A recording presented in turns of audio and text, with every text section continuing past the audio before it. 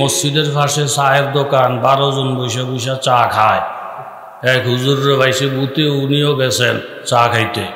মসজিদে দিছে আজান, দেওয়ার সাথে সাথে 12 জনের কাছে ধরছে, হুজুর আপনি মরতেন না, মরমুদ মসজিদও না আজান দিছে, আপনি দি নামাজ তুইয়া চা খান, আপনি কিরম হুজুর?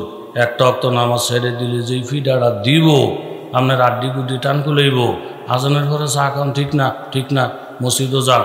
এটা আমগো মসজিদ, আমার আব্বা মতল্লি, ও হেতার বাবা সেক্রেটারি, এর আব্বা সভাপতি, 3 বেলা হুজুর করে গরম ভাত খাওয়াই। আমগো মসজিদ, মসজিদটা খালি করে রয়েছে, আজান হওয়ার পরে চা খাওয়ান ঠিক না, মসজিদও যান, মসজিদও যান। 12 জনে গুতেইতেছে, হুজুর রে কই যাওয়ার লেগা? কথা কন না। হুজুরে বলেন আজকে 18 বছর আমার তকবির উল্লাস ছুটে নাই, আমি বুঝবাস করি চা খাইতে আসছি, জমাত ধর্ম এই নিয়ে আপনাকে টেনশনের দরকার নাই, 5 টাকা অগ্রিম দিয়েছি, চাটা খাইতে দেন। কয় না না হুজুর, জীবনে বাঁচলে বহুত চা খাইতে পারবেন, আগে নামাজটা ধরেন।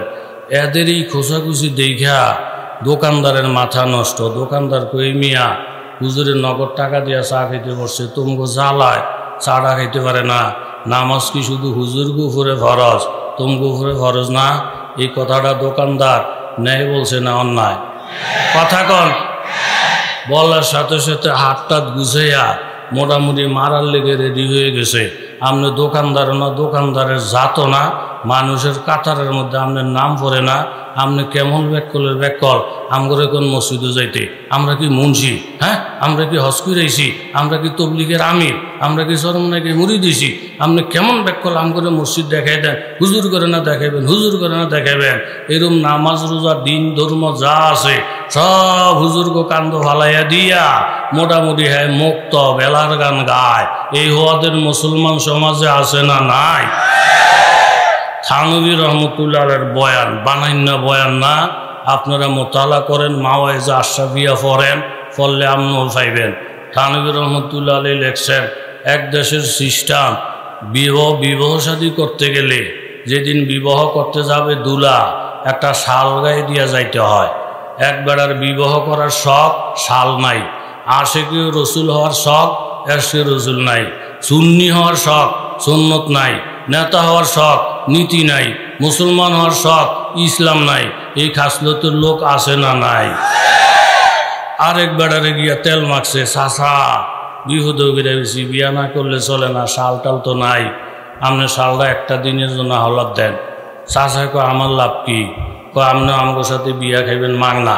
বেড়াই মনে করছে মাংনা বিয়া, আজকাল বিয়া খাওয়ার যে খরচ, শালটা দিয়ে যদি মাংনা খাওয়া যায় ভালোই তো চলছে। চাষা সহ একটু দূরে যাওয়ার পরে এক গ্রুপের লোকে দেখা, বিয়া নাকি? কয় যাহা। দুলা বেড়ায়? ও দুলাই বেড়ায়, তবে শালটা আমার। এই কথা কইলে হ্যার ইজ্জত থাকে? শালটা যে আমার, এই কথাটা কি ন্যায় বলছে না অন্যায় বলছে? এই কথাটা কি হক বলছে না না হক বলছে? একবারে সলিড কথা, হক কথা, কোরআনের আয়াত, হাদিসের ব্যাখ্যা। হক কথা বললে অনেক মানুষের ইজ্জত নষ্ট হয়। এই বেড়ায় হক কথা বলছেন, শাল আমার, কিন্তু আরেকজনের হুঞ্জি নাই, হ্যাঁ ইজ্জত নষ্ট হয়। এতে শালওয়ালার কোনো দোষ নাই, জোরে বলেন ঠিক কিনা? সময় তো কম, মুসা নামটা কোরআন শরীফে আসেনি, কথা কর। পাবলিক, হ্যার নামও মুসা, নামাজ পড়তে যায় একটু দেরি করে যায়। আজকে এদের অজুখানার মধ্যে কোনো লোকজন নাই, হ্যাঁ একলা। যেখানে বসে অজু করে পাশের সিঁড়ির মধ্যে একটা টাকার বস্তা, এইটা মৌসা ডাইন হাতে ধরছে, ধরে আস্তে আস্তে মসজিদে যায়। নিজে নিজে বড় লোক হওয়ার স্বপ্ন দেখতেছে, আল্লাহ একটা বস্তা টেহা পাইছি, কেউই দেখে না, আমার বিরুদ্ধে কেউ বক্তব্য দিত না, বহু দেখলাম আশেপাশে কেউই নাই, টেহার মালিক হয়ে গেছি, সক্কা মেরে বসি। এই যে আবল তাবল করতে করতে মসজিদের কাছে গেছে, এর মধ্যে ইমাম সাহেব যে আগের থেকে সুরা পড়তেছে, এটা মুসার খবর নাই। হুজুরে পড়তে পড়তে এই জায়গাটা আসছে, ওয়ামা তিলকা বেয়ামিনিকা ইয়া মুসা, এটা কোরআন শরীফের আস্তে একটা আয়াত। এই আয়াতের অর্থ হইল, ও মুসা তোমার ডাইন হাত কি? হ্যাঁ, তোমার ডাইন হাত কি? এটা হুন্নি হুজুর উপরে খেপে গেছে। একটা বস্তা টেহা পাইছিলাম, এই যে হুজুরকে হিংসা শুরু হয়েছে, নামাজ তুইয়া শুরু করছে, আমার ডাইনা তো কি, আমার ডাইনা তো কি, হুজুরকে জ্বালায় দুনিয়া কোনো কাম করতে পারি না, এই জাতের লোক সমাজে আসে না না? পাবন্দিয়ে তকদির হে পাবন্দিয়ে আহকাম, पाबंदी तकदीर है पाबंदी आकाम ये मसला मुश्किल नहीं आए मर्द खैरदमान एक कान में सोबार बदल जाती है तकदीर है उसका मुकल्लद अबिना खुश अभी खुरसान तकदीर के पाबंद नबाता तो जमादात मोमेन फकत আহকামে এলাহি কহে পাবন এলাকার যুবক তরুণ বাবারা ব্যবসায়ী বাবারা চাকরিজীবী বাবারা শিল্পপতি বাবারা রাজনীতি করেন সমাজসেবক অনেক গুরুত্বপূর্ণ বাবারা প্রত্যেকের জন্য অনুরোধ করে বলছি বাবা আলেম ওলামা প্রতিদিন আসবে না ওলি আল্লাহরা প্রতিদিন মেলা মিলাইবে না যে যেখানে আছেন বাবা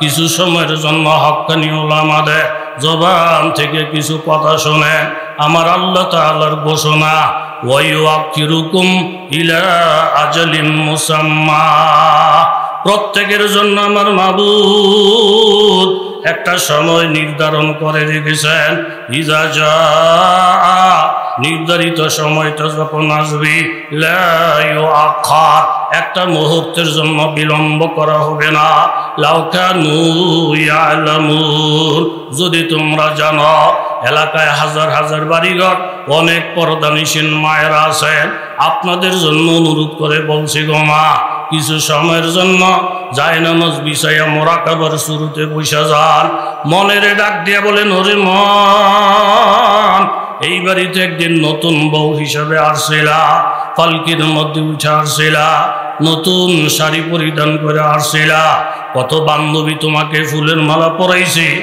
কত বান্ধবী তোমার মুখে শরবত ঢেলে দিয়েছে আজকে একটা বিবাহওয়ালা বাড়ি প্রত্যেকটা মানুষের মনে মনে আনন্দ তোমার স্বামী একবার তোমার চেহারার দিকে তাকায় মনের আনন্দে মুস্কি মুস্কি আসে এই আনন্দটা চিরদিন থাকবে না হঠাৎ করে একদিন যখন রুহটা বাহির হয়ে যাবে মেয়েগুলো মা বলে চিৎকার মারবে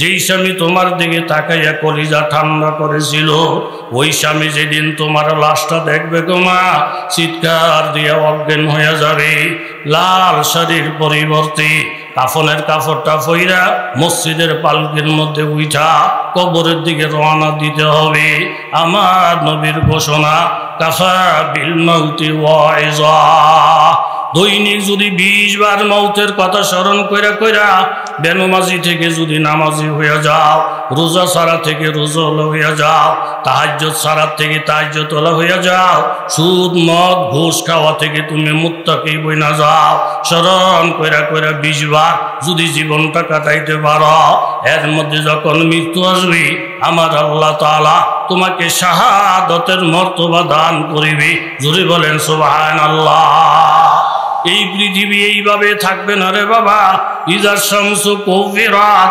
হঠাৎ করে মুহররমের 10 তারিখ শুক্রবার মানুষ নজর করে দেখবে সূর্যের মধ্যে কোনো আলো নাই ওয়াইজান নুজুমুন কাদারাত নক্ষত্রগুলো মলিন হয়ে গেছে ওয়াইজাল জিবালু সুইরাত পাহাড়গুলো রুইয়ের মতন উঠতে দেখা যায় ওয়াইজাল ইশারু উতিলাত আরবের মানুষ ওর যখন গর্ভবতী হয় উটের প্রতি মায়া দয়া বেড়ে যায় কিন্তু উটের প্রতি খোঁজ খবর নেবে না ওয়াইজাল ওহুশু হুশিরাত হিংস্র জন্তু সব এক জায়গায় জমা হয়ে যাবে ওয়াইজাল বিহারু সুজ্জিরাত সাগর মহাসাগরের পানিগুলা সব আগুনে পরিণত হয়ে যাবে বঙ্গোপসাগর হয়ে যাবে আগুন আরব সাগর হবে আগুন ভারত মহাসাগর হয়ে যাবে আগুন আটলান্টিক মহাসাগর হবে আগুন জাহান্নামের আগুনের সঙ্গে এই আগুন যোগদান কইরা পুরাটা দুনিয়া একটা আগুনের কারখানা হয়ে যাবে ওয়াইজান নুফুসু যুফিজাত নেককার বদকার আলাদা হয়ে যাবে ওয়াইজাল মাউদাতু সুইলাত বিআইয়ি যামবিন কুতিলাত শিশু বাচ্চাটাকে আমার মাবুদ জিজ্ঞাসা করবেন কোন অপরাধে তোমাকে হত্যা করা হয়েছিল ওয়াইজা সুফু মুশিরাত আপনার আমার আমলনামা খুলিয়া যাবে ওয়াইজা সামাউ কুশিতাত আসমানকে আল্লাহ তাআলা বটিয়ে ফেলবেন ওয়াইজাল জাহিমু সুইরাত জাহান্নামকে আল্লাহ উত্তেজিত করবেন।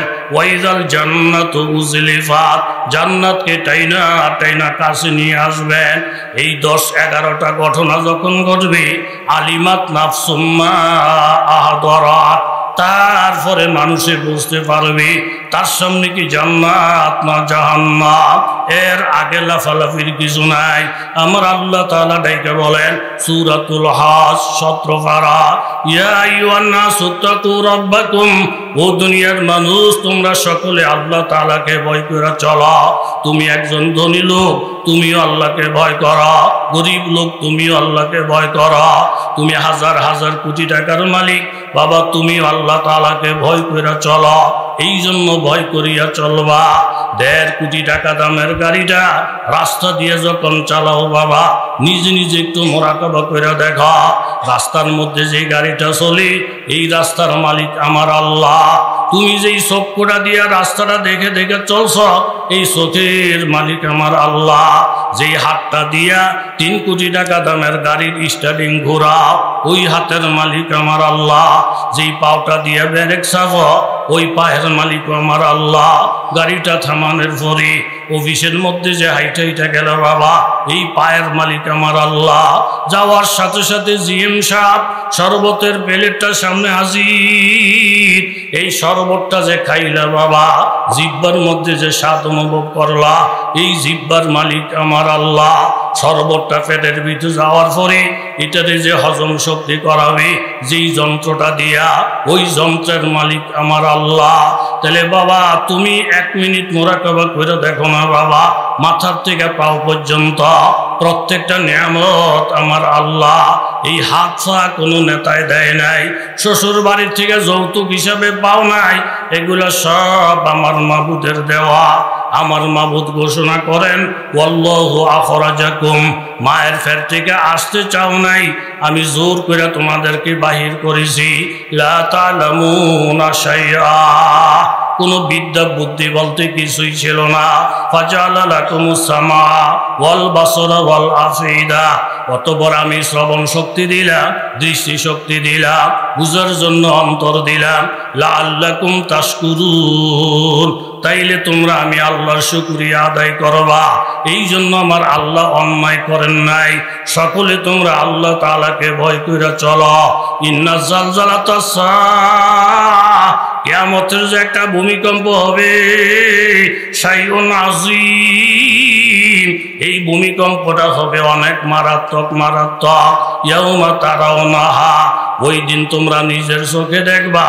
তাজহালু কুল্লু মুরদিআতিন, যেই মা শিশু বাচ্চাকে দুধ পান করায়, ওই মা শিশু বাচ্চার কথা ভুলিয়া যাবে।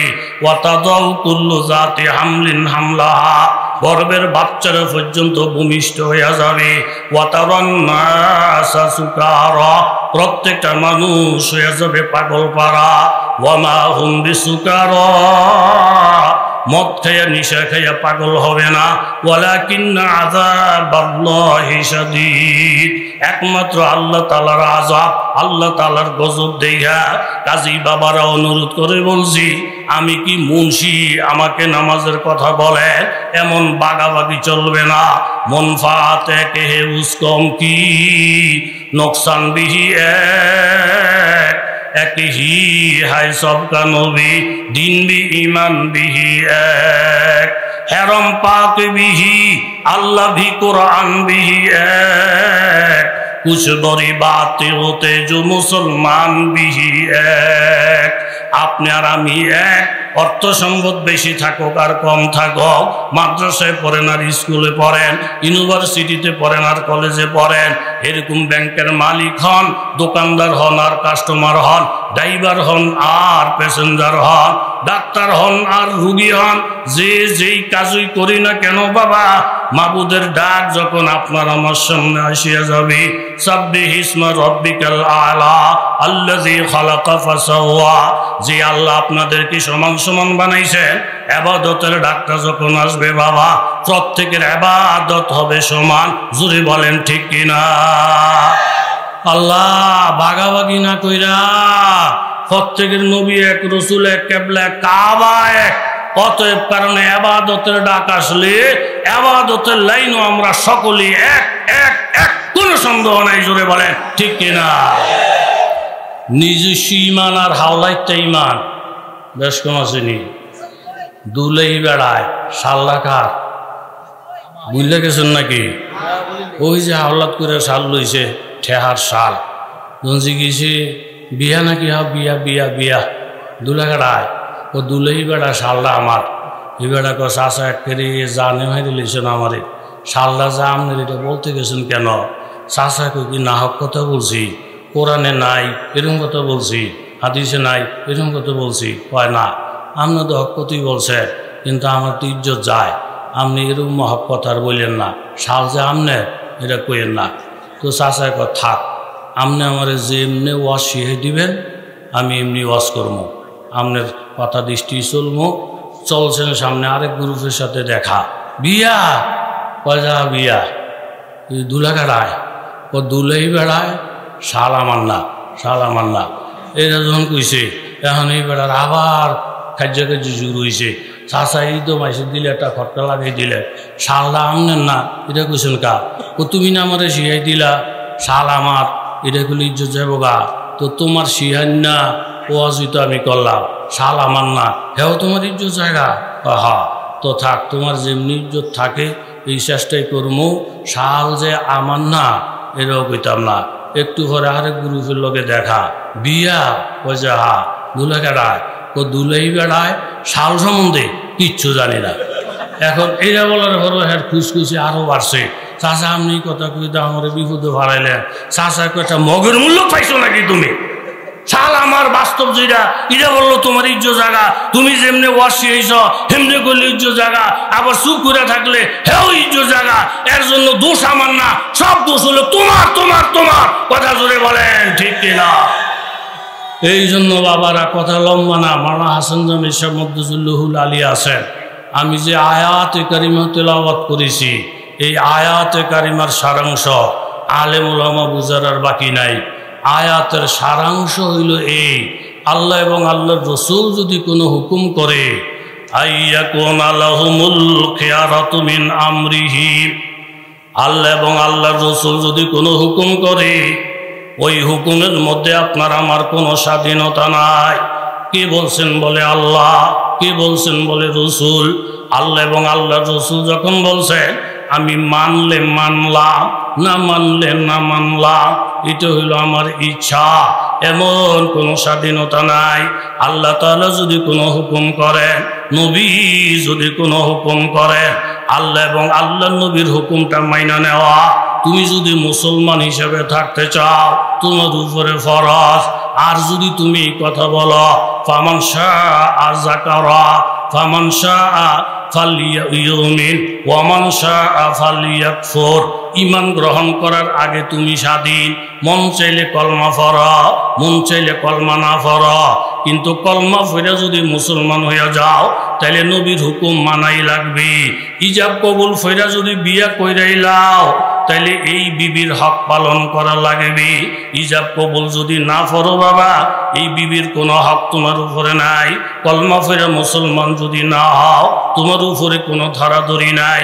কিন্তু মুসলমান হইয়া ইসলামের দাবিতে যদি অটল থাকতে চাও, নবী যেই হুকুম করবেন, আল্লাহ যেই হুকুম করবেন, এটা মাইনে নেওয়া তোমার জন্য ফরজ। আর যদি বলে নবী হুকুম করলে করছে এটা আমি মানি না, তাইলে তুমি মুরতাদ হইয়া যাইবা, ঈমান বলতে কিছুই থাকবে না। জোরে বলেন ঠিক কিনা? একজন ইহুদি একজন মুসলমান, কয়জন হইছে? কথা কর। একটা গাছ নিয়ে ঝগড়া, দুইজনে ঝগড়া যদি কইরা দুইজনে সিদ্ধান্ত নিলেন এইভাবে ফেঁসাফেঁসি না কইরা চলেন নবীর দরবারে যাই, নবীজি ফয়সালা দিবেন, এটা সবচেয়ে উত্তম ফয়সালা। দুজনে একমত, হা নবীর ফয়সালার উপর আর কোনো ফয়সালা নাই, চলেন চলেন। গেছে দুইজন, নবীজি ইহুদির কথা শুনলেন, মুসলমানের কথাও শুনলেন, শুইনা টুইনা সাক্ষী প্রমাণ নিয়া নবীজি দেখলেন গাছের মালিক ইহুদি। এখানে নবীজি এই চিন্তা করলেন না মুসলমান যেহেতু আমার দলের লোক, গাছের মালিক যে মন্দিরটাই হোক ঠেল্লা আমার দলের লোকের পক্ষে রায় দিয়ে দেই, এটা নবী দেয় নাই। না দিয়া বাস্তব বিচার যেটা, এই গাছের ফয়সলা দিছেন ইহুদির পক্ষে। জোরে কান সুবহানাল্লাহ। ইসলাম নিয়ে যারা রিসার্চ করেন, এই সমস্ত কথা রিসার্চ করেন না কেন? তাহলে আমাদের ধর্মের মধ্যে সংখ্যালঘুদের উপরে নির্যাতন, হিন্দুদের উপরে অবিচার অত্যাচার, এটা আমাদের ধর্মের মধ্যেও নাই, রাষ্ট্রের মধ্যেও নাই। যারা হিন্দুদের বাড়িঘর জ্বালায় দেয়, হিন্দুদের দোকানপাট লুট করে, ধর্মীয় স্লোগান দিয়া, এরা ইসলাম ও মুসলমানের কেউ না, রাষ্ট্রেরও কেউ না। কথা জোরে বলেন ঠিক কিনা? নবীজি যে বিচার করলেন, বিচারটা করলেন ইহুদির পক্ষে, সঠিক বিচার, ইনসাফের বিচার। এরকম বহু বিচারের ঘটনা আছে। আলী রাদিয়াল্লাহু তাআলা আনহু যখন খলিফাতুল মুসলিমিন, রাষ্ট্রপ্রধান, তখন উনি কাজী সাহেবের কাছে গিয়ে একটা বিচার দিলেন, কাজী সাহেব, উমুক ইহুদি আমার তলোয়ারটা লুট করে লয়ে গেছে, আপনি বিচারটা করেন। কাজী সাহেব সাথে সাথে ইহুদিরে ডাকাইছে, হযরত আলী রাদিয়াল্লাহু আনহু ডাকাইছে। ডাকাই বলেন, হুজুর কোন তলোয়ার? এই যে ইহুদির হাতে এই যে দাগটা, এটা এই যেন তো ভাঙ্গা দেওয়া যায়, এটা আমার তলোয়ার। কাজী সাহেব জিজ্ঞেস, হুজুর এটা যে আপনার তলোয়ার, আপনার সাক্ষী কেডা? আমার 1 নম্বর সাক্ষী আমার বড় ভূত হাসান রাদিয়াল্লাহু আনহু, এরপরে সাক্ষী আমার ছোট ছেলে হুসাইন রাদিয়াল্লাহু তাআলা আনহু। হাসান আর হুসাইন কেডায়? সাইয়েদা শাবাবি আহলিল জান্নাহ, জান্নাতের সমস্ত যুবকদের সর্দার, যারা দুনিয়ায় থাইকা জান্নাতের সুসংবাদ পাইছেন। জোরে কান সুবহানাল্লাহ। আর বাদী হইলেন হযরত আলী রাদিয়াল্লাহু আনহু, আশারায়ে মুবাশশারার একজন, যিনিরা জান্নাতি, বাবাও জান্নাতি, ছেলেরাও জান্নাতি। কাজী সাহেব বললেন, হুজুর আপনি তো মিথ্যা কথা বলবেন না, প্রশ্নই ওঠে না। হাসান হুসাইন রাদিয়াল্লাহু তাআলা আনহুমা, মিথ্যা কথা বলার প্রশ্নই ওঠে না। হুজুর আপনার এই 2 ছেলে ছাড়া অন্য কোনো সাক্ষী আছে? হুজুরে বলেন, অন্য কোনো সাক্ষী নাই। তাইলে হুজুর বেয়াদবি মাফ করবেন, আমি আপনার কাছে ক্ষমা চাই, আমি শরীয়তের বিচার করতে বসছি, আপনি খলিফাতুল মুসলিমিন, ছেলের সন্তানদের সাক্ষী বাপ মার ব্যাপারে গ্রহণযোগ্য না, অন্য কোনো সাক্ষী আছে? কয় না। তাহলে হুজুর তলোয়ারের মালিক আপনি না, যে তলোয়ার নিছি ইহুদি, হ্যাঁ এইটার মালিক। ফয়সালাটা দিতে দেরি। আলী রাদিয়াল্লাহু আনহু জুব্বা নিচের থেকে একটা দৌড়া বার করছেন, বার করে কাজী সাহেব আল্লাহ আপনার হায়াত বাড়াইয়া দিক, আমিও জানি আপন ছেলে সন্তানের সাক্ষী বাপের ব্যাপারে গ্রহণযোগ্য না। ছেলেরা তো বাহের পক্ষেই কইব, পক্ষেই কইব। আপনি যদি আমার মুখের দিকে তাকাইয়া, হাসান হোসেনের মুখের দিকে তাকাইয়া পক্ষপাতিত্ব কইরা আমি আমিরুল মুমিনিন হিসাবে জোরে জব্বরে ঠেল্লা যদি ফয়সালাটা দিতেন, হুজুর আপনি কি মিশা কথা কইবেন? আপনার হুতি কি মিশা কথা কইব? জিগান লাগে নাকি? তারে 2টা থাপ্পড় দিয়া তলোয়ারটা লইয়া না যাইবেন? এরম না কইরা আপনি যে শরীয়তের বিচারটা করছেন, এই জন্য আপনাকে ধন্যবাদ। জোর জবরদস্তি কইরা, দলীয়করণ কইরা, সাক্ষীটা কি ছাড়া তলোয়ারটা যদি আমারে ফয়সালা দিয়া বসাইয়া দিতেন, এই যে দৌড়াটার লগে করে আনছিলাম, ফিদাইয়া চামড়াটি উঠাইয়া দিতাম। জোরে কর সুবহান। হাল্লা জয় মুমেন কি নয়শান নয়ান, হারলা জয় মুমেন কি নয়শান নয়ান। গোফতার মুসলমান বুঝি না বাবা, সংখ্যালঘুদের প্রতি দরুদি আমার নবীর থেকে কেউ নাই, সংখ্যালঘুদের প্রতি দরুদি মুসলমানদের উপর কেউ নাই। আমর ইবনুল আস রাদিয়াল্লাহু তাআলা আনহু মিশরের গভর্নর হয়ে গেলেন। হঠাৎ করে তিনি মিছিল শুনতে পায়, ইহুদিদের খ্রিস্টানদের মিছিল। জিজ্ঞাসা করলেন মিছিলের কারণ কি? বলে হুজুর খ্রিস্টানরা মিছিল করতেছে, এদের যে গুরু ঈসা পয়গম্বর, ওনার একটা মূর্তি চৌরাস্তার মধ্যে ছিল, কে বা কাহারা মূর্তির নাক ভাঙ্গা ফেলছে। এখন খ্রিস্টানেরা মিছিল করে, এরা সঠিক বিচার চায়। আমর ইবনুল আস বললেন তাদেরকে আমার সঙ্গে দেখা করতে বলে। বড় বড় ফাদ্রীরা আসছে, কি সমস্যা? হুজুরাঙ্গ মূর্তির নাক ভাঙ্গা লাইছে। এটাই কয় মুসলমানেরা। কোন মুসলমান জানি না, সাক্ষী প্রমাণ আসেনি নাই। তাইলে আমি বিচারটা কিভাবে করব? সাক্ষী প্রমাণ ছাড়া তো বিচার করা যায় না। তারপরও যেহেতু আপনারা আমাদের নাগরিক, আপনারা আমাদের সংখ্যালঘু সাথী ভাই, আপনারা আসছেন, খালি হাতে যাবেন না। নাকটা যখন ভাঙ্গা গেছে, এই নাকটা জোড়া লাগানোর জন্য যত টাকা লাগে আমি আমর ইবনুল আস গ্রহণ করব, রাষ্ট্রে বহন করবে। সাথে সাথে বলেন হুজুর এই বিচার মানি না। তাইলে ঠিক আছে, কিল্লিখা মানেন না, নতুন নাক পুরান নাক একরকম না। হুজুর বললেন তাইলে ঠিক আছে, আস্তে একটা মূর্তি বানাইয়া দেবো নতুন কইরা, যত লক্ষ টাকা লাগবে সব বহন আমি করব। খ্রিস্টানরা বলতেছি এটাও মানি না। তাহলে আপনারা কি মানেন? আপনাদের নবীর একটা ছবি, একটা মূর্তি আমরা বানাবো। আমগো নবীর মূর্তির নাক যেমন ভাঙ্গা দিছি, আপনাকে নবীর মূর্তির নাকও ভাঙ্গা দেব। নবীর কথাটা যখন বলছে, আমর ইবনুল আসের মাথায় রক্ত উঠে গেছে। নবীর প্রসঙ্গ টাইনো না, নবীর কোনো বিষয় টাইনো না। নবীর অপমানজনক কোনো কথাবার্তা মুসলমানেরা শুনলি তাদের মাথায় রক্ত এসে যায়। এই প্রসঙ্গটা বাদ দাও। বুঝতে পারছি তোমরা বিচার মানো না, আমার বিচারে তোমরা খুশি না। নাক জোড়া দেমো তাও রাজি না, নতুন মূর্তি বানাই দেমো তাও রাজি না। তাহলে ঠিক আছে, আর একটা পথ খোলা আছে। আগামীকাল 10টা বাজে সব তোমরা চৌরাস্তায় জমা হয়ে যাইবা। তোমাদের মূর্তির নাক ভাঙ্গার বিচার হিসাবে আমি যে আমিরুল মুমিনিন, আমি যে মিশরের গভর্নর, আমার নাকটা কাইটা দেব তোমাদের নাকের মূর্তির নাকের বিনিময়ে। এতে তোমরা খুশি নি? সব খ্রিস্টানরা লাভ মেরে উঠছে, হুজুর এর থেকে চাওয়া এর থেকে পাওয়ার কিছু নাই। আমাদের সাক্ষী নাই, প্রমাণ নাই। কে বা কারা মূর্তির নাক ভাঙ্গে দিছে, বিনিময়ে গভর্নরের নাক কাইটা আমাদের মতো সংখ্যালঘুদের মন জোড়াইয়া দিবি।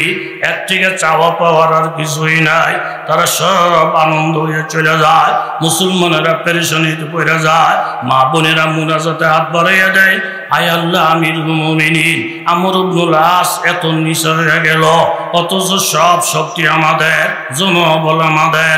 অল্প কয়েকজন মুষ্টিময় সংখ্যালঘু খ্রিস্টানদের জন্য আমাদের এত ব্যয় দেওয়া, এটা তো মাইনা নেওয়া যায় না।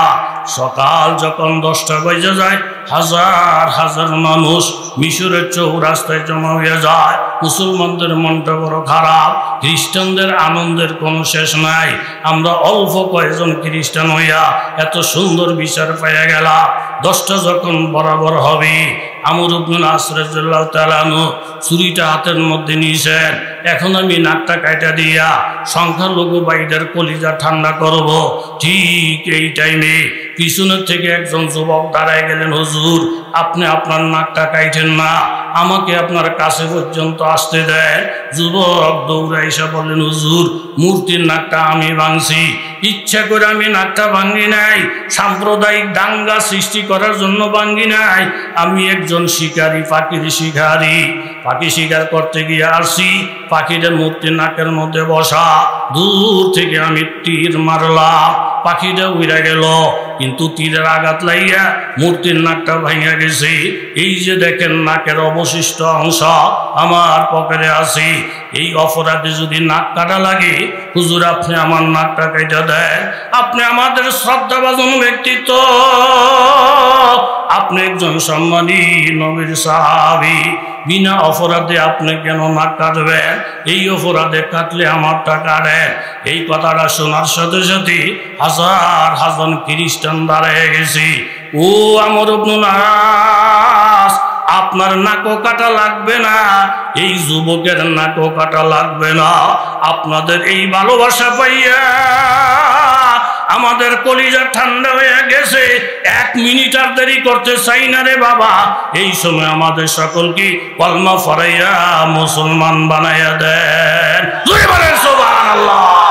আজকে লক্ষ লক্ষ মুসলমানের উপরে বিজাতিরা নির্যাতন করে, কিন্তু সত্যিকারের মুসলমান যারা, তারা সংখ্যালঘুদের উপরে নির্যাতন করে না। এটা তাদের শিক্ষা না, এটা তাদের ধর্ম না, বরং সভ্যতা, ভদ্রতা, শিক্ষা ইসলাম ও মুসলমান থেকে নিতে হবে। কথা জুড়ে বলেন ঠিক কিনা? হাইজাম গুরু বুথে বাড়ির পাশে জঙ্গল, জঙ্গলে শিয়ালে ডাকে। কিছু কিছু মানুষের শিয়ালের ডাক জুত লাগে না, কিছু কিছু মানুষের আজানের আওয়াজ জুত লাগে না, ওয়াজ মাহফিলের আওয়াজ জুত লাগে না। এমন লোক আসেনি? কথা কন না কা? বাসায় কয় শিয়ালি বেশি বাইরে গেছে, মাইরালাম মাইরালাম মাইরালাম।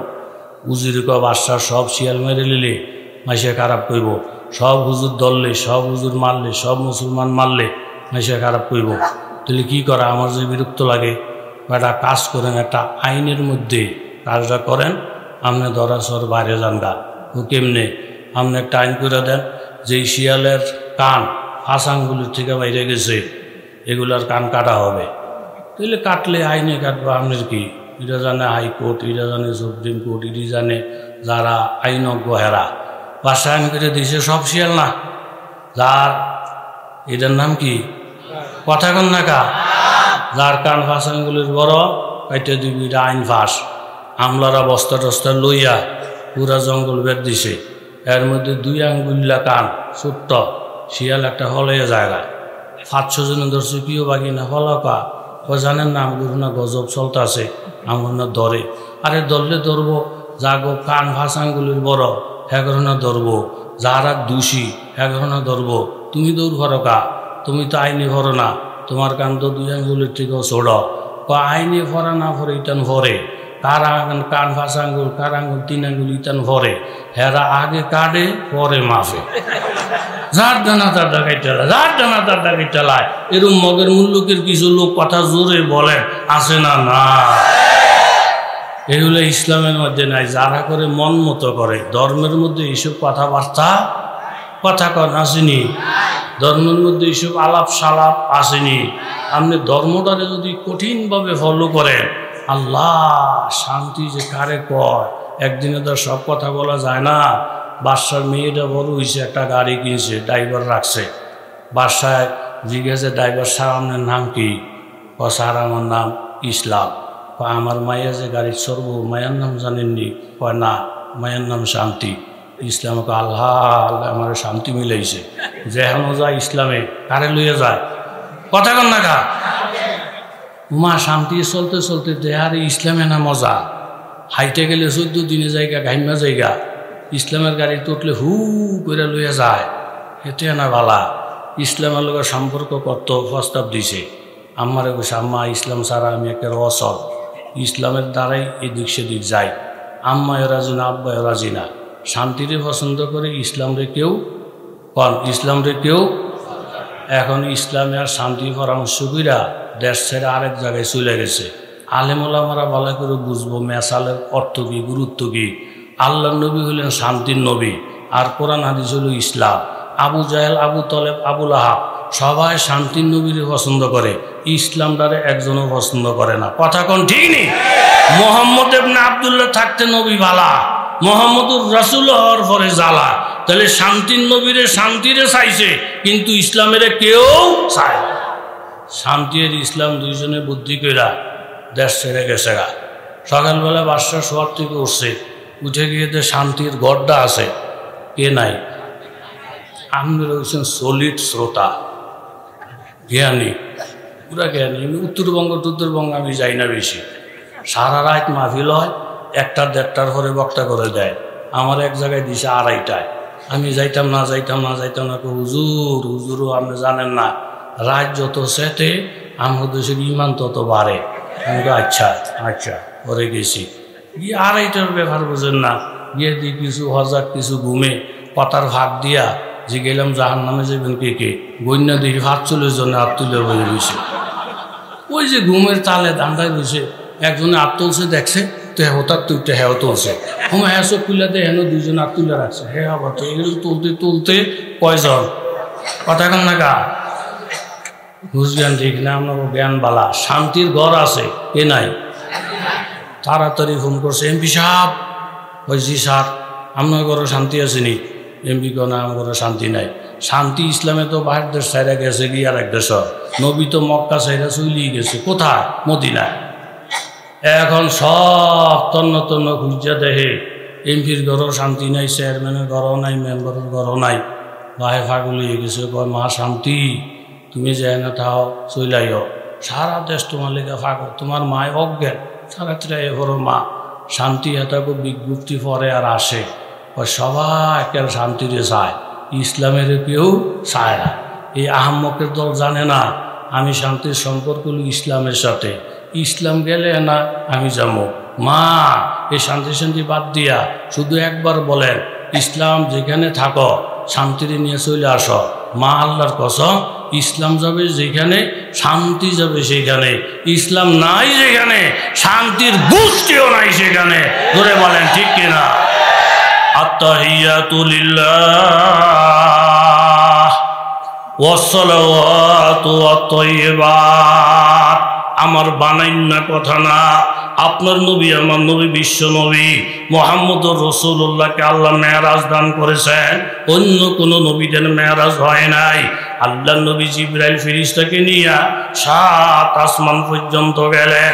জিবরাইল ফেরেশতা বলেন, ইয়া রাসূলুল্লাহ, এক কদম উপরে ওঠার ক্ষমতা আমার নাই, সব আল্লাহর নূরের জগৎ, আমি উপরের দিকে উঠলে জইলা ফইরা সারখার হয়ে যাবো। এই যে রফরফ হাজির হয়ে গেছি, রফরফের উপর আপনি উঠে যান, রফরফের উপরে সাওয়ার হইয়া রহমতের নবী, লোহের জগৎ কলমের জগৎ সব জগৎ অতিক্রম কইরা আমার নবী আরশে আজিমের দরজায়, আরশে আজিমের দরজায় যখন নবী দাঁড়াইলেন, নবীজির পায়ের মধ্যে জুতা মোবারক। হঠাৎ করে নবীজি চিন্তা করলেন, মুসা কালিমুল্লাহ জুতা পায়ে দিয়া আল্লাহর সঙ্গে তুর পাহাড়ে কথা বলতেছিলেন। আল্লাহ তাআলা ধমক দিয়ে বলছেন, ইখলান আলাইক ফাইন্নাকা বিল ওয়াদিল মুকাদ্দাসে তুয়া।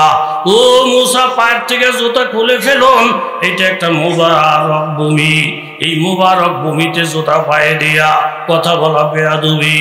আমার নবী চিন্তা করে দেখলেন, তুর পাহাড়ের মধ্যে জুতা পায়ে দিয়া আল্লাহর সঙ্গে কথা বলা যদি বেয়াদবি হয়, আমি তো এখন আল্লাহর আরশে আজিমের দরজায়, আমার পায়ের মধ্যে জুতা, বেয়াদবি থেকে তো খালি হবে না।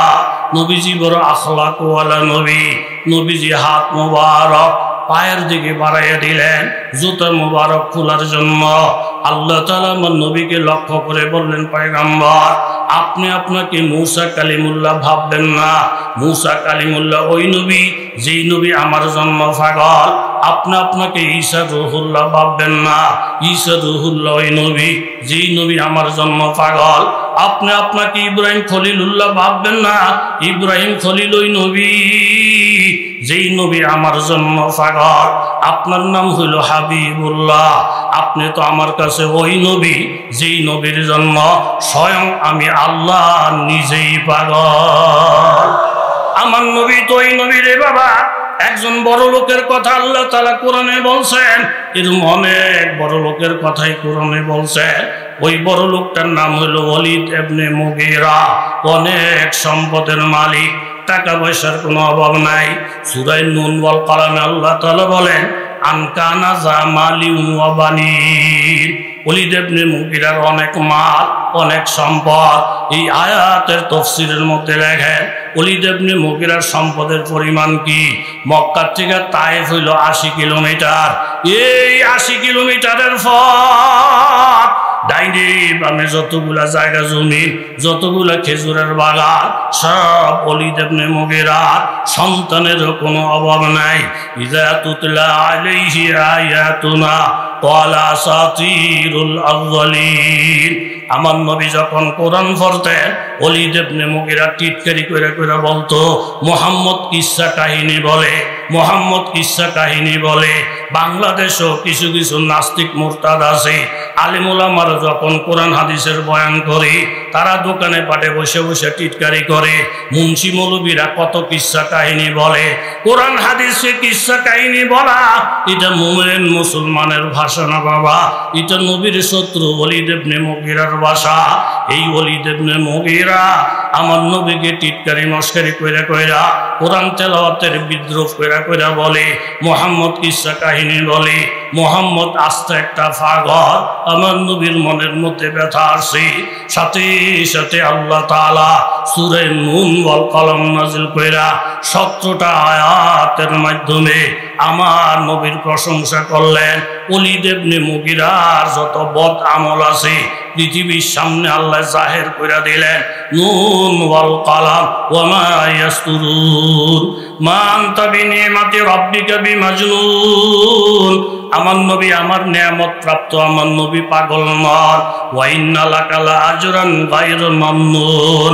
আমার নবীর জন্য রয়ে গেছে এরকম অপরণীয় আমল অপরণীয় প্রতিদান, অক্ষয় প্রতিদান, চিরদিন পর্যন্ত নবীজি প্রতিদান পাবে।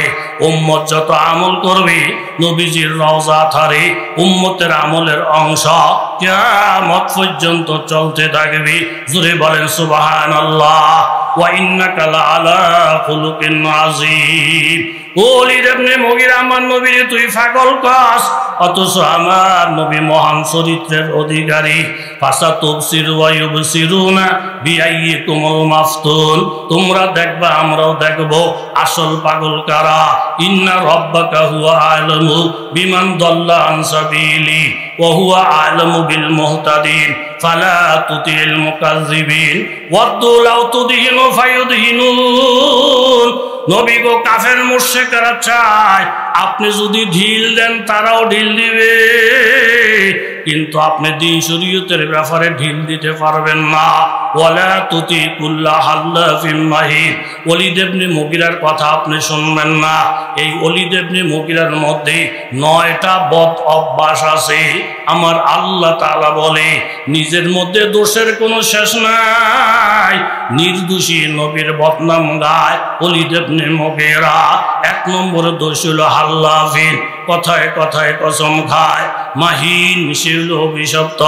3 নম্বর হাম্মাজিন, মানুষের পিছনে পিছনে বদনাম গায়। 4 নম্বর মাশাইম বিনামিম, একজনের কথা আরেকজনের কাছে লাগায়। 5 নম্বর মান্না ইল্লিল খাইর, মানুষকে ভালো কাজে বাধা দেয়। 6 নম্বর মুতাদিন, সীমা লঙ্ঘন করে। 7 নম্বর আসিম, সে একজন বদকার। 8 নম্বর উতুল্লিন, এরকম রুক্ষ মেজাজ বদ মেজাজের অধিকারী। এই 8টা স্বভাব তার। আর 9 নম্বরের খাসলত হইল বাদা যালিকা জানিম। যে ওলীদ ইবনে মুগীরা আমার নবীরে গালি দিতেছে, ওলীদ ইবনে মুগীরার বাপ ঠিক নাই। আল্লাহ তাআলার কথা, এই আয়াতটা নাজিল হওয়ার পরে ওলীদ ইবনে মুগীরা আম্মারে গিয়ে বলল, আম্মা আমগো বলে বাপ ঠিক নাই। কে বলছে? মোহাম্মদ বলছে। সত্য কথাই বলছে রে বাবা, আসলেও তোর বাপ তো ঠিক নাই। মুফাসসিরিনে কেরাম এই আয়াতের তাফসীরের মধ্যে লেখছেন, যারা আমার নবীরে গালি দেয় বেশিরভাগ খোঁজ খবর নিলে দেখা যায় একটারও জন্ম ঠিক নাই। জোরে বলেন ঠিক কিনা? জন্ম ঠিক থাকুন না মানুষ, কাফেরেরা পর্যন্ত আমার নবীকে আলামিন বলে গেছেন। জন্ম ঠিক থাকুন না মানুষ, এমন মহামানবরে কেমনে গালি দেয়। অন্য ধর্মের লোকেরা পর্যন্ত আমার নবীর প্রশংসা করে কইরা বিভিন্ন বই পুস্তক লেখা গেছেন। কথা জোরে বলেন ঠিক কিনা? নবীজির ভাই কি ঘুমিয়ে গেছেন আপনারা? হযরতে মূসা কালিমুল্লাহর ধমকায়, জুতা খোলেন জুতা খোলেন। আর আমার নবী জুতা ভাই দিয়া আল্লাহু আকবার আরশে আজিমে আল্লাহ বলেন, দোষ জুতা খুলেন না। আপনার জুতার ধুলাবালি আরশে আজিমের মধ্যে লাগলে আরশে আজিমের দাম বেড়ে যাব। জোরে কর সুবহান। পাকিজা তোরা আরশ সামা জান্নাতু ফিরদাউস, পাকিজা তোরা আরশ সামা জান্নাতু ফিরদাউস, आरामगाहे पाके रसूली अरबी है, हर सिमतों से आती है सदा अहले तमन्ना, मरने की तमन्ना है मदीना की गली में, जिस खाक पे चलते थे शहंशाह दो आलम, वो चश्मों का सुरमाए मदीना की गली में। আল্লাহ নবীর জুতা আর ধুলার জন্য আরশ আজিম পর্যন্ত পেরেশান হয়ে থাকে। প্রত্যেকে শান্তি চায়, শান্তির সম্পর্ক একমাত্র জোরে বলেন কার সঙ্গে? নবীজি ফয়সালা দিয়েছেন কার পক্ষে? সলিড শ্রোতাও মুসলমানের পক্ষে দেয় না। দলীয়করণ, মলীয়করণ, আত্মীয়করণ এইসব ইসলামের মধ্যে নাই। হায়াতের মালিক কে? মৌতের মালিক কে? কি হোক আর আল্লাহ তাআলা করছো। আমার যে চিন্তা থাকে মাধ্যমে আল্লাহ এই হায়াত যদি চেয়ারম্যান মেম্বার এমপি টেমপি হাত দিতেন তো দলীয় লোকেরা তো ফিটটা ফাইটটা কিছু হায়াত ফাইতো। আমার মতো হুজুরকে দেখলে কোথায় দৌড়া দৌড়া, হুজুরকে দৌড়া, পরে পরে মরণ ছাড়া কোনো বুদ্ধি আছিল না। এই হায়াতটা কারো হাত না দিয়া আল্লাহ কার হাতও রাখছে? মরণ কার হাত? কি হুকার এটি শেষ করুন যেত না।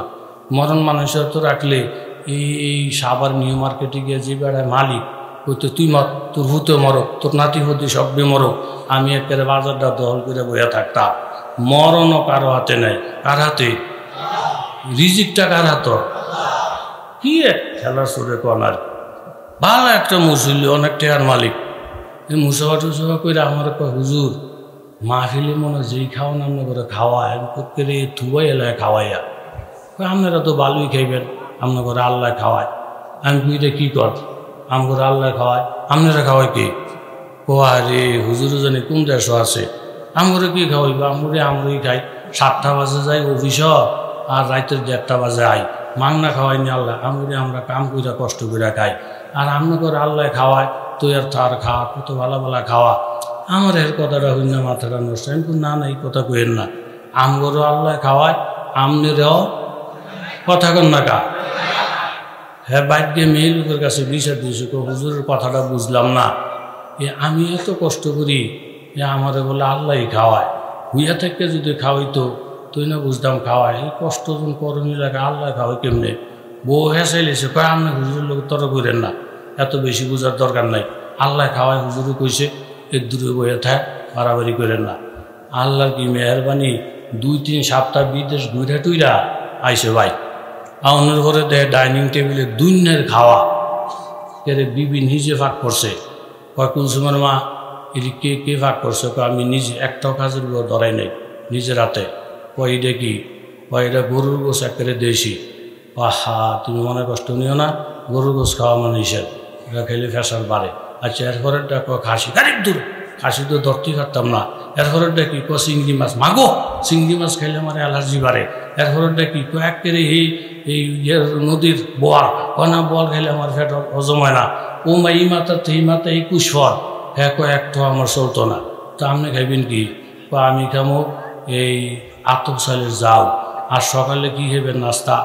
সকালে খামো একটা টুস বিস্কুট, লগে একটু রং চা।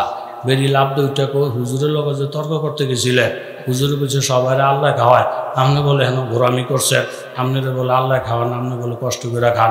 আপনার খাও যদি আপনি খাইতেন 10 মণ চালের ভাত খাইয়ে নিতেন, 80টা ইলিশ মাছ খাইতেন।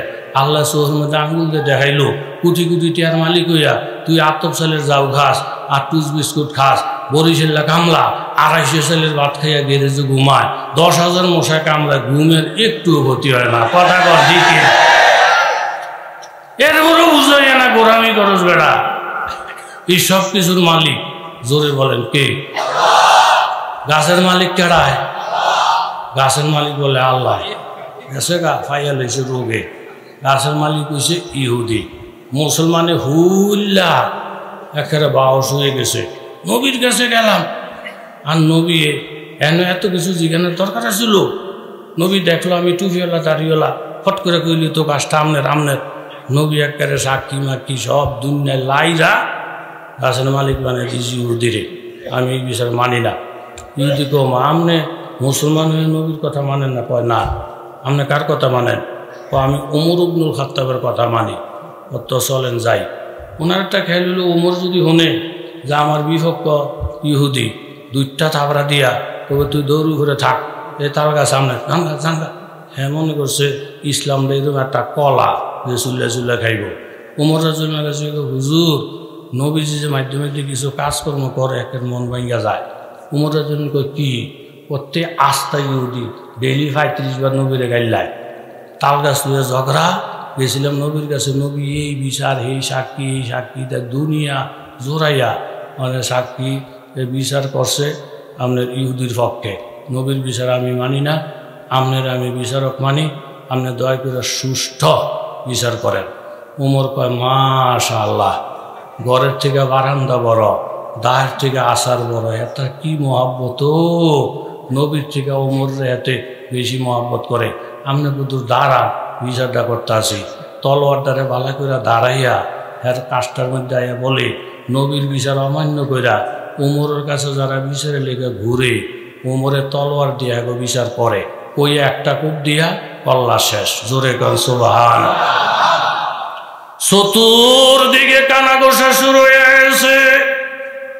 একজন মুসলমান ইবনুল খাত্তাব রাদিয়াল্লাহু আনহু কল্লা ফালাইয়া দিছি বিচারের কাঠ করে যদি দাঁড়ায় কিসাসের হুকুম যদি আসে ওমরের কল্লাটাও ফিরে যাবে নবীর দরবার পর্যন্ত কথা চলে গেছে আল্লাহর নবী পেরেশান ওমর যে একটা মুসলমানের মাইরা লইল এটার জন্য তো কিসাস আসবে ওমরের কল্লা চলে যাবে উপায় কি বুদ্ধি কি নবীজি পেরেশান এর মধ্যে আল্লাহ তাআলা সূরাতুন নিসার 65 নম্বর আয়াত নবীর কাছে নাজিল করলেন ফালা ওয়া রাব্বিকা লা ইউমিনুন হাত্তা ইউহাক্কিমুকা ফীমা শাজারা বাইনাহুম সুম্মা লা ইয়াজিদু ফি আনফুসিহিম হারাজাম মিম্মা কাদাইতা ওয়া ইউসাল্লিমু তাসলিমা নবী আপনি পেরেশান হবেন না ওমরকে নিয়ে টেনশন করবেন না যেই মুসলমান আল্লাহ নবীর ফয়সালাকে মানল না ইহুদির মালিক বানানোর পরে পরিষ্কার বলে দিল আমি নবীর ফয়সালা মানি না এই কথা বলার পরে সে আর মুসলমান নাই সে মুরতাদ হয়ে গেছে হযরত ওমর যে তার কল্লাটা ফালাইয়া দিয়েছে এটাই হলো আল্লাহ তাআলার বিচার আল্লাহ তাআলার রায় এটাই মুসলমান হয়ে যদি নবীরে না মানে মুসলমান হয়ে যদি কলমা না মানে মুসলমান হয়ে যদি কোরআন না মানে সে মুরতাদ হয়ে যায় আর মুরতাদের শরীয়ত সম্মত বিচার কল্লাটা ফালাইয়া দেওয়া ওমরের কাজটা আল্লাহর মন মতন হয়েছে জোরে কোন সুবহানাল্লাহ লম্ব হয়ে গেছে মানে হাসান জামিশা হুজুর আসবে আপনাকে কষ্ট হয়ে গেছে নি কার কষ্ট হয়েছে আর তোলেন মনটা এত খুশি হয়েছে আমার হযরত মাওলানা আমিন ইসলাম সাহেব আমার খুব মহব্বতের মানুষ সারাংশ হইল আল্লাহ আল্লাহ রসুল যে হুকুম করবে মানলে মানবো না মানলে না মানবো এইসব কথা বললে ইমান থাকবো নি ভুল হয়ে গেলে মাপ চামো কিন্তু বিশ্বাস করে নিতে হবে আরে মানা দরকার নামাজ পড়া দরকার যাকাত দেওয়া দরকার রোজা রাখা দরকার তাহাজ্জুদ করার দরকার না পারলে ভুল হয়ে গেলে মাফ চামো মাফ করার মালিক জোরে বলেন কে আল্লাহ খন্দকের যুদ্ধ 4 ওয়াক্ত নামাজ নবীজির কাজা অনেক সাহাবী ক্ষুধার্ত নবীজির পেটে পাথর জাবের রাদিয়াল্লাহু আনহু নবীর পেটে পাথর দেখা একটা দৌড় দিয়ে বাড়িতে গেছেন বিবি নবীজির পেটে পাথর ঘরে খাওয়ান আছে অল্প কিছু গোস্ত আছে কিছু আটা আছে তুমি গোস্তর ভাগ বসা আটা দিয়ে রুটি বানাও আমি নবীরে দাওয়াত করে আসি এই মনোযোগ দিয়ে শুনলে ভালো হবে বাবা জাবের রাদিয়াল্লাহু আনহু গেলেন গিয়ে নবীরে কানে কানে বলেন ইয়া রাসূলুল্লাহ অল্প কিছু আটা অল্প কিছু গোস্ত শাক শাক চলছে আমগো ঘরে আপনার দাওয়াত আপনি গেলে ফ্যামিলি সহ একবেলা হবে নবীজি দাওয়াতটা খাইয়া জাবের রাদিয়াল্লাহু আনহুরে খাড়া করাইয়া নবী একটা অ্যালার্ম দিলেন ও খন্দকের যোদ্ধারা শোনো বুখারী শরীফের রাওয়ায়াত 1000 এই 1000 সাহাবী জি হুজুর তোমরা শোনো মনোযোগ দিয়া হুজুর কি তোমাদের প্রত্যেকের দাওয়াত এই জাবের সাহেবের ঘরে জোরে বল সুবহানাল্লাহ দাওয়াত দিতে গেছে কয়জন নবীজি দিয়া লাইতেছে কয়জন একটা কাফ হচ্ছে জাবের রাদিয়াল্লাহু আনহু উনি ভাবলেন যে আমি যদি নবীরে ধরি হুজুর মাফও চাই দোয়াও চাই এত মানুষ আমি খাওয়াইতাম না তাহলে বেদবি হয় বেদবি হলে ইমান আমল সব বরবাদ সে কি নবীর সব বুঝাইয়া বলছি আমনের দাওয়াত নবী 1000 সাহাবীর দাওয়াত দিয়া লাইছে আমাদের দেশের মেয়ে লোক হইলে আধা ঘন্টা হুজুর করে গাইলেই তো হুজুরও খাইছি তো তেই একজন করলে 5জন করলে 25 জন লঙ্গরের মধ্যে তালা দিয়ে হল হয়ে যায় এই খাইছ তোর মেয়ে লোক আসে না না हर सिमतों से आती है सदा आहले तमन्ना मरने की तमन्ना है मदीना की गली में যেমন সাহাবী তেমন বিবি বিবি রেখে বলেন স্বামী আমার আমি যতটুকু বুঝি একজন দাওয়াত দেওয়া এটা হলো আমাদের খেয়া এটা হলো আমাদের মত আমাদের মন মতো চলাটা নবীর উপরে ফরজ না কিন্তু নবী যদি কোনো সিদ্ধান্ত দেয় বুঝে আসুক চাই না আসুক নবীর সিদ্ধান্ত মাইনা নেওয়া প্রত্যেকটা উম্মতের উপরে ফরজ হয়ে যায় জোরে বলেন সুবহানাল্লাহ ইয়াউমা লা ইউখজিল্লাহুন নাবিয়্যা والذين آمنوا معه نورهم يسعى بين أيديهم وبأيمانهم يقولون ربنا أتمم لنا نورنا واغفر لنا إنك على كل شيء قدير سورة التحريم 28 পারা আল্লাহ তাআলা বলেন ওই দিনের কথা স্মরণ করো বান্দারা যেদিন আমি আমার নবীকে অপমান করব না, নবীর সাথে মুমিন বান্দাদেরকে অপমান করব না। বিবির কথার থেকে ঈমান শিক্ষা গ্রহণ করো বাবারা। বিবি বললেন স্বামী আমার, আমাদের কথা মোতাবেক চলা নবীর উপরে ফরজ না, ওয়াজিব না, কিন্তু নবীর কথা অনুযায়ী চলা তো আমাদের উপরে ফরজ।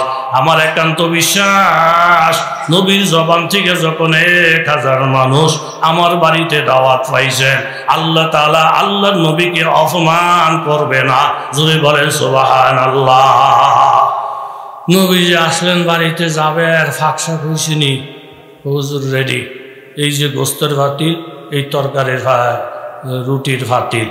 আমার নবী জবান মোবারক থেকে সামান্য থুতু মোবারক রুটির ভাতিলে, থুতু মোবারক গোস্তের ভাতিলে। আপনারা বলেন হুজুর খাওয়ার জিনিস থুতু রাখলে নাকি খাওয়ান চলবো? আপনার আমার থুতু নবীর থুতু একরকম না, বেশ কম আছে। নবীর থুতু মোবারক কোনো জায়গায় রাখলে ওই জায়গার থেকে মেশক আম্বরের ঘেরান আসে। জোরে কান সুবহান। আইম্মায়ে আরবাআহ 4 ইমামের একমত। আবু দাউদ শরীফের সারা দুররে মনদুর, ওইখানে আপনি মোতালা করে দেখেন 4 ইমাম একমত আল্লাহ নবীর পেশাব পায়খানা ফাঁক। কিছু কিছু বদমাইশ আছে, নবীর প্রশংসা করলে, নবীর গুণগান গাইলে তাকে শরীরের মধ্যে আগুন লেগে যায়। এরকম নবীর শত্রু কিছু আছে না নাই? উম্মে আইমান উম্মে ইউসুফ আল্লাহ নবীর পেশাব মোবারক ভুলে পান করে ফেলছেন। নবীজি জানতে পেরে বললেন, ও উম্মে আইমান, ও উম্মে ইউসুফ, যেই পেটের মধ্যে নবীর পেশাব চলে গেছে, লাম তাস্তাকি বতনুকে, তোমাদের পেটে কোনোদিন অসুখ বিসুখ হবে না। জোরে বলেন সুবহানাল্লাহ। আব্দুল্লাহ ইবনে জুবায়ের রাদিয়াল্লাহু তাআলা আনহু আমার নবী সিংহে লাগাইয়া রক্ত মোবারক আব্দুল্লাহ ইবনে জুবায়ের রাদিয়াল্লাহু আনহুর কাছে দিলেন, তুমি আমার রক্তের হেফাজত করো। চিন্তা করলো যেই জায়গার মধ্যে রক্তগুলা রাখি বেয়াদবি হয়ে যাইতে পারে। নবীর এশকের মধ্যে আইসা তিনি পান করলেন, রক্ত খাইয়া ফেললেন। আল্লাহর নবী জানতে চাইলেন, আব্দুল্লাহ ইবনে জুবায়ের, আমার রক্তগুলা কোথায়? নবী গো, আমি খাইয়ে পেটের মধ্যে হেফাজত করছি। নবী বললেন, তুমি যখন খাইয়েই ফেলছ তাহলে যাই না রাখো আব্দুল্লাহ, যেই শরীরের মধ্যে নবীর রক্ত চলে গেছে ওই শরীর কোনোদিন জাহান্নামের আগুনে জ্বলবে না। আল্লাহ নবীর থুতু মোবারক হাজার হাজার রোগের জন্য শেফা। নবীজি বরকতের দোয়া করলেন, ও জাবের, মেহমানরা বসে গেছে, খানা শুরু করে দাও। আমার নবী খায় নাই, ঘুরে ঘুরে দেখে 1000 মেহমান বসা। এইভাবে নবী ঘুরে ঘুরে দেখে, এইখানে রুটি আরো দাও, এইখানে গোশত আরো দাও। এইভাবে খাওয়াইতে খাওয়াইতে রে বাবা 1000 সাহাবীর খাওয়া শেষ হয়ে গেছে। হযরত জাবের রাদিয়াল্লাহু আনহু ভাবলেন, এখনো তো নবীজি খায় নাই, আমরাও খাই নাই, আমরা না খাইলে কোনো দুঃখ নাই। নবীজি না খাইতে পারলে আমার কলিজা জ্বলে যাবে। রুটি আর গোশত জানি আসেনি। ঢাকনাটা সরাইয়া পাতিলের দিকে নজর করে বলেন, ইয়া রাসূলুল্লাহ, 1000 সাহাবী খাওয়ার আগে যেই পরিমাণ রুটি আর গোশত আসিল, 1000 সাহাবীর খাওয়া শেষ, রুটি আর গোশত আগের মতোই দেখা যায়। নবী বললেন, যাবে এক তৈল নবীর মুজিজা, দ্বিতীয় হইল তোমাদের স্বামী স্ত্রীর এখলাস। কোথায় একজন, কোথায় 1000 জন, কোনো যুক্তি ধরবে না, মাথায় ধরবে না। তোমার বিবি কত সুন্দর কথা বলছে, আমগো কথা অনুযায়ী চলা নবীর উপরে ফরজ না, নবীর কথায় চলা আমাদের উপরে ফরজ। তোমাদের এখলাসের কারণে ঢাকনাটা যদি না সরাইতা, আরো মানুষ খাইলে বরকতের কানা শেষ হইতো না। জোরে বলেন ঠিক কিনা? বরকত দেওয়ার মালিক জোরে বলেন কে? তাওয়াক্কুল শাহ আম্বালুবি একজন বুজুর্গ লোক, দৈনিক 100 জন মানুষ খাওয়াইতো। সুবহানাল্লাহ কর। এটা হ্যাঁ অভ্যাস। গরিব মিসকিন লাইন ধরে থাকতো 100 জন ডেলি খাওয়ায়। একদিন নবীজির সাথে স্বপ্নে দেখা। নবীজি বলেন, তাওয়াক্কুল সাহা, ডেলি 100 মানুষ খাওয়াও, আমারও তো কোনোদিন খাওয়াও না। স্বপ্নের মধ্যে ফেরেশান হয়ে গেলেন। আলেম ওলামাদের কাছে গেলেন, হুজুর সাল্লাল্লাহু আলাইহি ওয়াসাল্লামকে স্বপ্নে দেখছি, নবী খবরও পাইছে দৈনিক 100 লোক খাওয়াই, নবীরে বলে খাওয়াই না। আহা, নবীরে কোথায় ফামো, কোথায় গেলে নবীরে ফামো? আলেম ওলামারা বললেন, নবী তো দুনিয়ায় নাই, আপনি কিছু তালিবুল ইলম মাদ্রাসার ছাত্র 100 জন তো খাওয়ানোই, 2-5 জন আলেমও খাওয়াইয়েন। উনি কথাটা শুই না এই দস্তরখানের মধ্যে 5 জন 10 জন কইরা আলেমও খাওয়ান ধরলেন। 2 দিন পরে আবার স্বপ্ন দেখা নবীজি বলতেছেন, তাওয়াক্কুল শাহ, তোমার উপরে আমি বহুত খুশি, তোমার দস্তরখানে এখন আমাকেও তুমি মেহমানদারি করতেছো। জোরে করে আল্লাহু আকবার। আলেম ওলামার দরকার আসেনি? এই কথা কোন আসেনি? বেআই তাই বিদেশ, বেআইনে ভাই দাওয়াত দিছে, বেআইরে খাওয়াইছে, একেবারে বহুত খাওয়ান, মাছ গোস দেশি মুরগি। দেশি মুরগিটা খাইয়া বেআই কয়, বেআইন মুরগিটা দেশি নি? কহ আপনার ভাতটা যে এত ভালা, মুরগির গোস্ত স্বাদ, কিন্তু লগে যে আলু দিছে দুনিয়ার স্বাদ, লগে যে ঝোল আরও স্বাদ। এমনি মুরগিটা কত দিয়ে কিনছেন? 400। মেয়ে লোক মানুষ জ্ঞান বুদ্ধি নাই, 400 টাকা দিয়ে মুরগিটা কিনলিকে কিনছেন। আমি যে মুরগির লগের আলু খাইলাম, ঝোল খাইলাম, আলুই তো স্বাদ, ঝোলই তো স্বাদ, এই আলু দিয়ে তো ভাত খাওয়ান যায়, ঝোল দিয়ে তো ভাত খাওয়ান যায়, আপনি মুরগি কিনছেন কিনতে? বেআইনে কয়, মাশাআল্লাহ, আলুর স্বাদ খাইয়া মুরগির কথা ভুলে গেছে, ঝোলের স্বাদ খাইয়া মুরগির কথা ভুলে গেছে, তবলিগের জামাত খাইয়া আলেমের কথা ভুলে গেছে, ফিসাব খাইয়া আলেমের কথা ভুলে গেছে। হুজুর না হইলে চলবো, তবলিগ তো আছে, হুজুর না হইলে চলবো, ফিসাব তো আছে। বেআইনে বলতেছে, বেআই সাহেব মুরগির কথা ভুলে গেছে, ওই আলুর মধ্যে স্বাদ, ঝোলের মধ্যে স্বাদ, আলুর মধ্যে আর ঝোলের মধ্যে স্বাদ থাকবে অতক্ষণ। আলুর ঝোলের সম্পর্ক যদি মুরগির সাথে থাকে, আলুর আর ঝোলের সম্পর্ক মুরগি ছাড়া আলাদা যদি ভাগ করেন, খাইলে কলর হইব, ডায়রি হইব। কথা জোরে বলেন, ঠিক কিনা? যেই তবলিগের মধ্যে আলেম আছে ওই তবলিগে স্বাদ আছে, যেই ফির মুরিদের মধ্যে আলেম আছে ওই ফির মুরিদের মধ্যে স্বাদ আছে।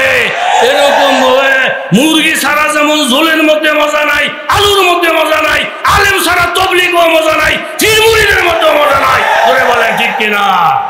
আলেম ওলামার দরকার আছে না? না।